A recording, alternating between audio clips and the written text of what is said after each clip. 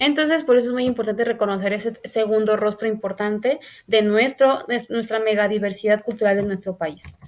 También este es uno de los rostros actuales y contemporáneos modernos que tenemos de nuestra juventud afromexicana, que comúnmente, como les comenté, miren, esta es la mezcla que les mencionaba entre lo indígena y lo afro, aquí también.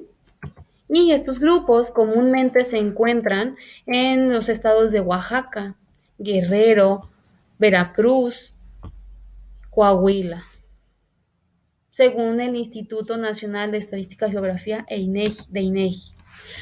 Ya que vamos por el segundo, ya que comentamos el rostro megadiverso que tiene México, como principalmente son los indígenas, los afromexicanos, ahora vamos a pasar por los grupos asiáticos. Como les mencionaba, a partir del siglo XVI, que fue durante la conquista, post-conquista, México se alimentó de esta cultura también.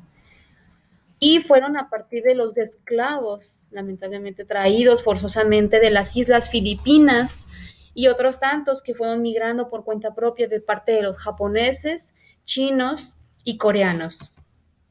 Por ejemplo, tenemos esta familia antigua del siglo XX, es una familia coreana que se asentó aquí en México y que se fueron propagando, pero principalmente estas familias, como tienen que rodear no el Atlántico, sino el Pacífico, pues se llegan a sentar en las primeras costas como es Sinaloa, Sonora, mmm, Jalisco, Michoacán, y que se van migrando al interior o centro de nuestro país. Tenemos, por ejemplo, también los indios. Estos son los indios de la India o los gitanos también que fueron migrando para asentarse en nuestro país.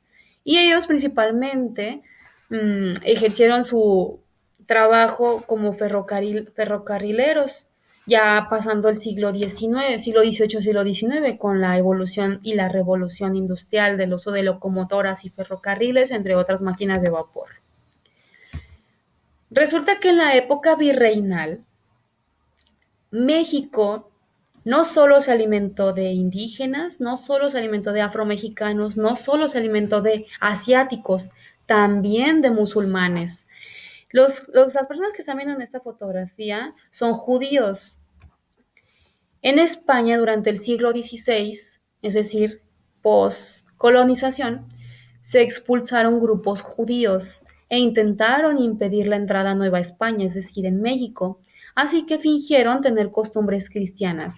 Se les estaba persiguiendo durante esa época a los grupos judíos, seguramente ya lo vieron en primer año, fue porque se les recriminaba, junto con, igual en Francia, se les recriminaba por la crucifixión que sufrió Jesucristo, un judío de Nazaret, porque lo condenaron pues a estas prácticas de rebelión y etcétera, ¿no?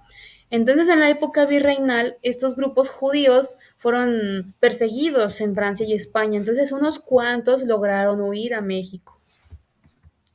Y uno de ellos, principalmente, fue Luis Carvajal, que fue el gobernador de Nuevo León. Él fue el fundador y gobernador de Nuevo León, que se encuentra al norte de nuestro país, pero él no, él fue un judío de closet, por decirlo de esa manera, porque fue un cripto judío. En su libro viene esta definición. Dice aquí que cripto judío es un aparente cristiano, pero que practica su religión de manera clandestina. Es decir, que él no veneraba imágenes en cruz, ni a santos tampoco. Él tampoco escuchaba el sermón o el evangelio y la misa de corazón, por decirlo de una manera. Él lo que hacía era celebrar sus ritos y ceremonias familiares en sinagogas, quiere decir que son esos ritos judíos en donde hacen cánticos de acuerdo a su grupo. Bueno, les comentaba, ya tenemos el primer grupo que son los indígenas, el segundo los afromexicanos, el tercero los asiáticos y el cuarto los musulmanes, bueno, los de Medio Oriente que son los judíos. Cuartos, cuatro rostros. Después de México independiente, México no solo tuvo estos cuatro grupos, también México durante el siglo XIX, es decir, en 1800 a 1900, México se alimentó de franceses.